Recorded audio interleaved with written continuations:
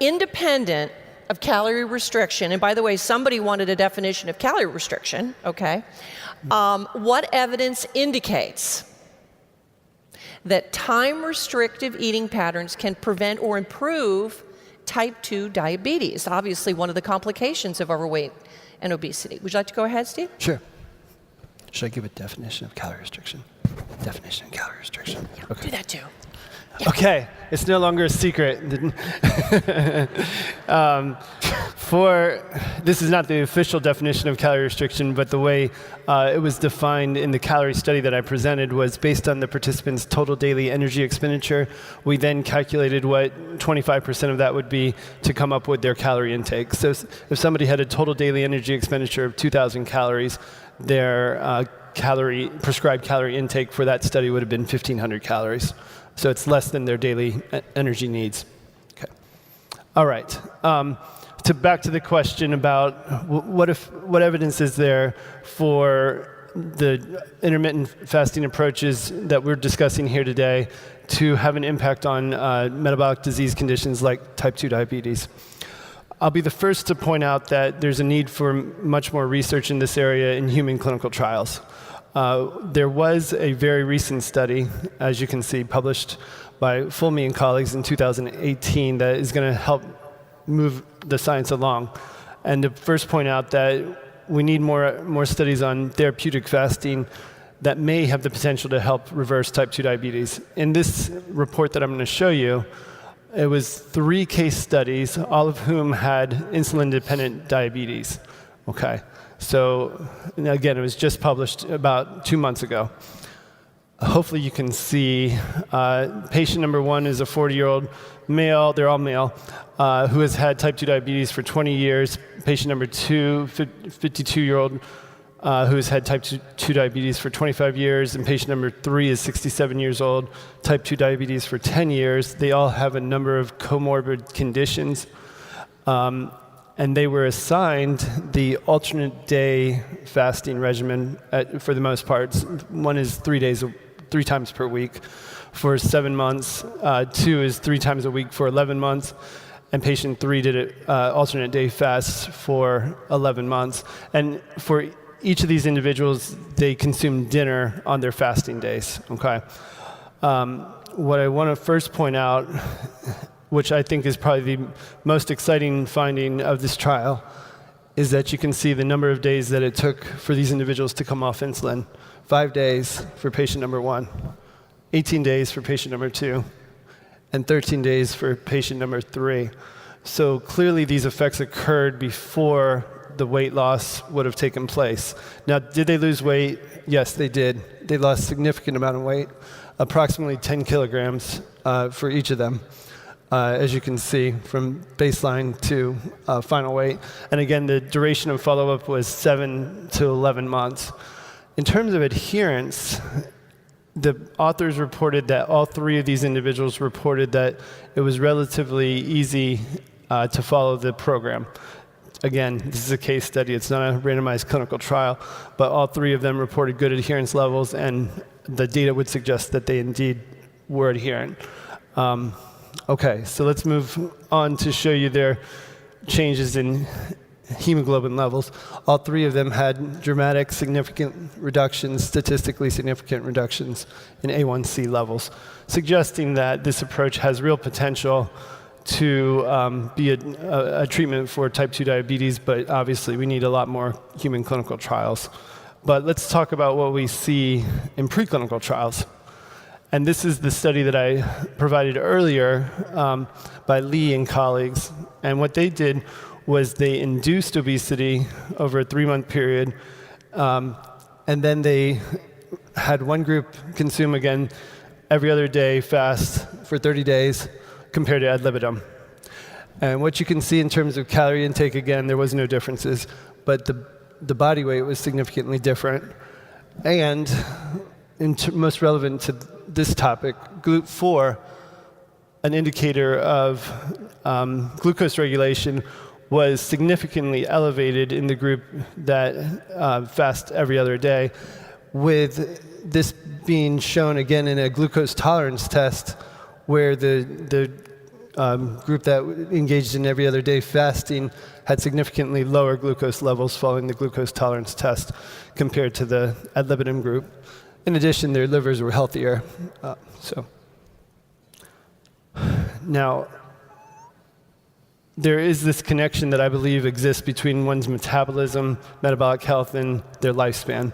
And so this also comes from a very recent study that found that daily fasting improves health and survival in male mice independent of diet composition and calories. So the two primary conclusions related to the focus of this question in this study were that eating patterns rather than diet composition influence longevity, and single meal feeding and prolonged daily fasting delayed disease onset and extended healthy lifespan.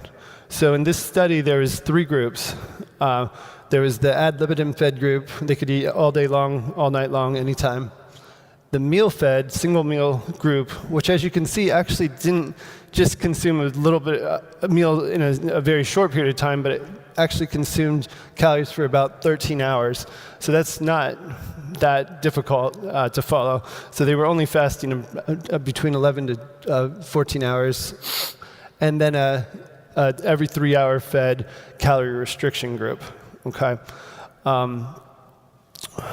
Before I show you, let me just move on to the key finding related to lifespan here. Oh, the 2 diets. That's what I wanted to tell you about. There was 2 different diets, NIA diet and a Wisconsin diet. And in both diets were 60% carbohydrate, but the NIA diet was a little bit higher in protein, 17% versus 13% in the Wisconsin diet, and also a little bit lower in fat, 5% versus 10% in the Wisconsin diet. But nevertheless, survival was basically enhanced to a similar amount in both dietary conditions by 11% in the meal-fed rodents in both the Wisconsin diet and the NIA diet. As we would predict, calorie restriction did indeed extend lifespan to a greater degree. And as I want to note again, these meal-fed diets were really consumed over about a 12-hour period, so it wasn't exactly a very prolonged fast that these rodents underwent, but nevertheless, lifespan, and in particular, healthy lifespan, was extended. So why are we seeing these health effects and lifespan extension? And I just wanted to show you this slide to highlight the fact that intermittent fasting can improve the whole system. And I won't read every single thing on this slide, but I know these slides will be available, and you can just see that in contrast to obesity, the effects on the system are very positive. Okay? And in addition, at a cellular level, there's what we call this metabolic switch, or this glucose to ketone switch, that when our liver supply of glycogen is depleted, we use ketones derived from free fatty acids as an energy source. And it's believed, or I think there's now clear evidence to indicate that this intermittent metabolic switching has profound health effects. One of the major reasons could be enhancement of the process of autophagy, this process our cells use to remove waste products and damaged particles, which can enhance DNA repair, and additionally lowering of cytokines, lowering of glucose, insulin, etc., and that can enhance our cellular stress resistance. But it's important to also have a time frame in which you switch back to using glucose as a primary source of energy for cell growth and plasticity. Mitochondrial biogenesis occurs during these times. So I just thought that would be helpful to kind of see the potential effects that both fasting and exercise can have versus eating, resting, sleeping can have at the cellular level, and why we're seeing some of these profound effects on lifespan. And then just to highlight that for the majority of Americans, unfortunately, the switch is never flipped. You can see that the typical American eating pattern would result in glucose excursions throughout the day, throughout the entire day, and that they would never actually change over to using ketones as a source of energy. In contrast, if you would look at intermittent fasting with alternate day, the type of intermittent fasting where we discuss, glucose levels would stay low for a very long period of time, where ketones become elevated until a meal is consumed, at which point glucose levels rise. And so in this example, the individual is now eating on the second day for a period of about 6 to 8 hours, and then there's 3 glucose excursions. And then the type of fasting that I am the biggest proponent of, time-restricted feeding, in this case, the individual's fasting for 18 hours every day.